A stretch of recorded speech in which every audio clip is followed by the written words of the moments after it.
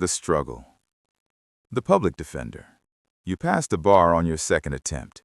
Nobody makes a speech. Nobody takes you to dinner. You drive home in a car that needs a new alternator, and you sit in the parking lot of your apartment complex for 11 minutes because you don't know what you're supposed to feel. Relief, maybe, or something underneath relief, something older and harder that you don't have a name for yet. The office they assign you to is on the third floor of a building that smells like mold from October to April. Your desk is a battleground of manila folders, shoplifters, trespassers, a man who stole copper wire from a construction site to feed his kids. You handle 42 cases in your first month. You lose 37. You tell the ones you lose that the system is complicated. You tell yourself that you're learning. You are $51,000 in debt. You eat rice. You work 14-hour days. You believe, still, in something. Some version of justice that exists underneath all the paperwork, underneath all the crowded dockets and underfunded public defenders and judges who have somewhere to be at 5 o'clock. You believe it the way a person believes something they need to believe, quietly, without examining it too closely. Then your paycheck bounces. A Friday. The notification comes at 6:48 a.m. while you're eating a granola bar over the sink. You call the office. You get a voicemail. You stare at your phone for a long time. Your student loan payment is due in 4 days. You tell yourself, this is temporary. You say it out loud, alone in your kitchen, like saying it twice makes it true. It doesn't. But you don't know that yet. The compromise. The loophole. He doesn't knock. That's the first thing you notice. He simply opens your door and stands there, filling the frame, like the concept of asking permission has never once applied to him. The suit costs more than 3 months of your salary. He sets a bag on the corner of your desk, unhurried, deliberate, and he does not explain what's inside it. He doesn't need to. You already know. He explains the situation in the way powerful men always explain things, calmly, precisely, and with the assumption that you will cooperate. His associate. A search warrant. A flaw in the chain of custody that exists somewhere in the documentation. A procedural irregularity. A timestamp discrepancy. A detective who skipped a step because he was tired, or careless, or both. He doesn't want a defense. He wants the flaw found. He believes you can find it. You spend 3 hours in the case file. You find the flaw in 2.5. A detective's signature on a form that was supposed to be countersigned by a supervising officer. It wasn't. The evidence becomes inadmissible. The case collapses. One afternoon. 3 times your annual salary. In a bag. On your desk. You count it twice, because you've never touched that much money at once, and your hands are doing something embarrassing, something small and involuntary, and you need them to stop. You tell yourself, it's just paperwork. It's just the law. The law is what you know. You found a real flaw in a real warrant. That's your job. That's what lawyers do. You say this on the drive home, out loud, to nobody. And almost, you believe it. First lie. Clean and easy. The routine. The retainer. You close the public office on a Tuesday. You don't tell anyone why. You box up your 42 manila folders and you leave them on your desk with a note that says sorry, and you walk out, and you don't look back at the building once. You're surprised by how easy that is. You are surprised by how little you feel. You have one client now. One. The paperwork arrives in batches, thick folders, digitally encrypted files, lease agreements and incorporation documents, and wire transfer authorizations. You work from a private office in a building with no directory listing. The air conditioning works. The coffee is good. There are no mold smells anywhere. It takes you 6 weeks to understand what you're actually looking at. Not a gang, not a crew, not the way you imagined, chaotic, violent, street level. This is something else entirely. This is a structure. Org charts with divisions, real estate portfolios, import logistics, financial services, a syndicate in the actual corporate sense of the word, organized, bureaucratic, scalable. They move product the way Amazon moves packages, systematically, at volume, with redundancy built in. You handle the paperwork for shell companies registered under names you will never meet in person. You draft lease agreements for warehouses that store things you do not ask about. You sign off on asset transfers between entities whose beneficial ownership chains loop back on themselves like a mathematical puzzle designed to confuse anyone who goes looking. One evening, you're finishing a contract for a logistics company, a legitimate-looking one, registered in 3 jurisdictions, moving goods through a port you've been to once on a school trip, and you realize you stopped asking what's in the containers. At some point in the last 4 months, you stopped. You don't remember the exact day.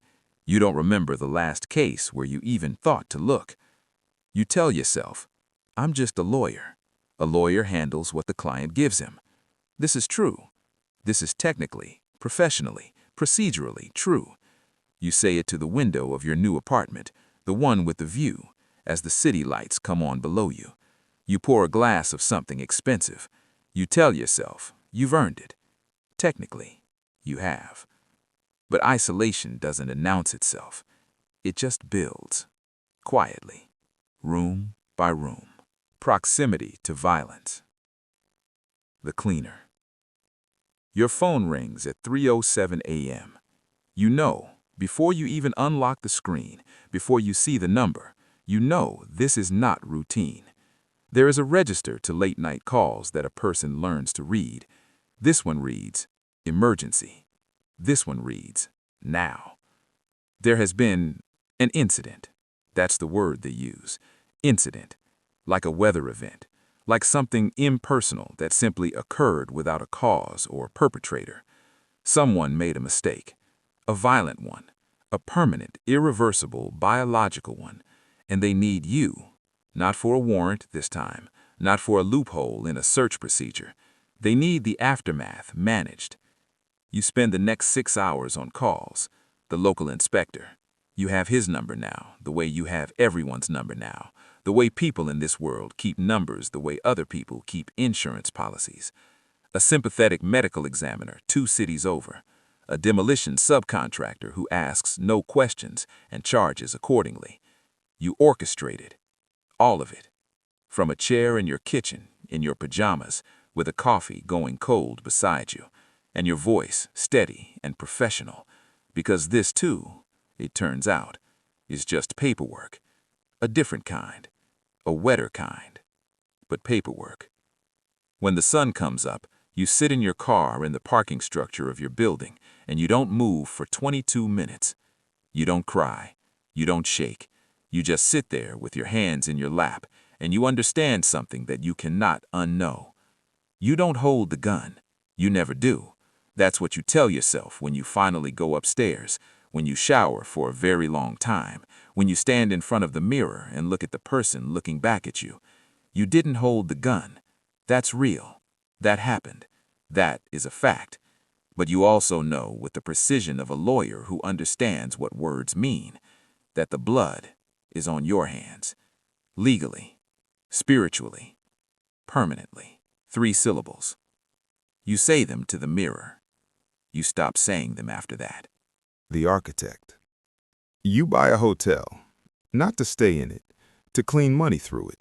Room rates, conference bookings, a restaurant on the ground floor that loses a precise, accountable amount every quarter. You buy it the same way you might buy a tool, because it's useful, because it solves a problem, because the alternative is worse. You sign the papers in 20 minutes over lunch. You have 19 corporate entities now, registered across 4 continents. You move 7-figure sums every month through accounts that technically do not exist in any jurisdiction that matters. You are an architect. That's how you think of it. Not a criminal, not a conspirator, but a builder of systems. Complex, elegant, functional systems that money flows through the way water finds its level. Always downward, always away from visibility. The suite is beautiful. The view from the 42nd floor is extraordinary, and you notice it less and less with each passing week. You have not slept properly in 4 months. You eat alone, not because you're antisocial, but because every person who enters your orbit is either working for you, working for them, or someone you cannot afford to trust. You have not had a conversation that didn't serve a purpose since sometime last spring. Every time your phone rings, something tightens in your chest. You jump at notifications. You have developed a habit of sitting with your back to the wall in restaurants. You didn't decide to do this, it just started happening. And you noticed it one evening while alone at a table for two, and you thought, when did I start doing that? You have no answer. The paranoia is not irrational. That's the thing you keep returning to. The paranoia is accurate. You know, better than almost anyone, exactly what happens to people who become inconvenient, who know too much, who cost more to keep than to remove. You have arranged the disappearance of 3 people's paper trails this year. You know how easy it is. You know how little it costs. You know that someone, somewhere could arrange the same for you with 1 phone call and a reasonable fee. You eat alone. The food is excellent. Nobody notices. Permanent change. The Kingmaker. Street crime is beneath him now. It was always beneath him. The product, the warehouses, the couriers, all of it. Just infrastructure, the foundation of something larger. Now you were building this something larger. Now you were buying the architecture of power itself, and you are the transaction. You sit across from a senator in a private room at a restaurant that doesn't have a menu. He is 63 years old. He chairs 3 committees. His face is on billboards in 4 states, and his handshake is rehearsed and firm and meaningless. He knows why you're here. You both do. You don't discuss it directly. You never discuss it directly. But within 20 minutes there is an understanding, and within the week there will be a transfer, and within the month a legislative rider buried inside a 400-page appropriations bill will quietly remove a regulatory obstacle that has been costing your clients $40 million a year. Police commissioners, high court judges, the deputy head of a federal oversight body, every one of them has a price. You've learned this not as a cynical abstraction, but as a working professional fact, the way a plumber learns that every pipe will eventually leak. The price varies, the mechanism varies, the outcome does not. They take what you offer, every time. You have never been refused. You own the city's justice system, not informally, not through influence or reputation or the suggestion of consequence, structurally. The police report to you. The courts bend for you. The legislation moves around you the way rivers move around stone. The law, which was supposed to be the thing above everything, above wealth, above birth, above fear, you are now above it. You used to believe in the law, genuinely, in that public defender's office that smelled like mold, handling shoplifting cases for men who couldn't afford sandwiches. You believed in it. You don't think about that often. When you do, you feel nothing. That is the part that should frighten you most, not what you've done, what you no longer feel about what you've done. Nobody, nothing, no. The reckoning. The hostage.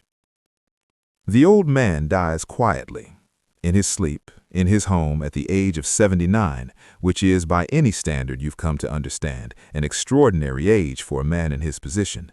You attend the funeral. You sit in the 3rd row. You cry, which surprises you. You're not sure whether you're crying for him or for some earlier version of yourself or for something else entirely that you can't identify. You cry for 11 seconds, then you stop, and you don't again. The new boss calls you in within 48 hours of the burial. His office is the same office. The desk is the same desk. He has changed nothing, which is a deliberate message, and you understand it immediately. This is continuity. He is not interested in transition. He is interested in consolidation. He is 38 years old, and he has eyes that measure things. He doesn't threaten you. He doesn't need to. He is not that kind of man, not the kind who threatens, not the kind who raises his voice. He says pleasantly that he understands you know where everything is buried, all of it. The accounts, the contacts, the arrangements, the 17 years of architecture you have built underneath this city like a second infrastructure, invisible, load-bearing, catastrophically fragile if it were ever exposed. He smiles when he says it. You smile back. You both understand what the smile means. You live in a compound now. Security everywhere, at the gate, at the perimeter, on rotation through the grounds at 90-minute intervals. Staff who are warm and professional and who report to him. Your phone is monitored. Your communications are reviewed. You have more money than you could spend in 4 lifetimes, and you cannot spend it freely because every transaction is observed and everything you observe, observing you. You are not in chains. There are no chains. The prison is information. It is the 17 years of knowledge in your head, the names, the numbers, the bodies, the accounts that make you too valuable to release and too dangerous to trust. You are a highly paid prisoner in a compound you are told you own, tended by staff you are told works for you, protected by security you are told is yours. You built the cage yourself, one loophole at a time, one warrant, one bag of cash, one phone call at 3 a.m., one senator in a restaurant with no menu. You built it carefully, professionally, over 17 years, and you built it so well that there is no door. You have looked, there is no door. Here is the thing nobody tells you about power. The real kind, not the kind that gets photographed, not the kind with speeches and motorcades and applause. The real kind, the structural kind, the kind that bends governments and buries inconvenient facts and moves money through countries like weather systems. It feels like obligation. It feels like a job that got bigger than you, and then bigger than you could track, and then bigger than you can ever be free of. It feels like your phone ringing at 3 a.m. It feels like eating alone. You are not what the movies tell you. You are not untouchable. You are not free. You are the most expensive employee in the building, kept in the nicest room with the best view, and the door is locked from the outside and has been for longer than you admitted to yourself. You have everything. You chose this. Every step, the loophole, the retainer, the bag of cash, the 3 a.m. call, the hotel you bought to clean money through, the senator who shook your hand in a restaurant with no menu. You chose every one of them. You had moments. There were exits. You saw them and you did not take them, and you knew at the time that you were not taking them. Ask yourself which level you would have walked away. Be honest. Then ask yourself if you could do it again, knowing the compound, knowing the monitored phone, knowing the cage you'd spend 17 years building around yourself. Would you change a thing? The answer will tell you everything about who you actually are. Most people, if they're honest, already know what that answer is. That's the part that should keep you up at night. That's the part that keeps you up at night.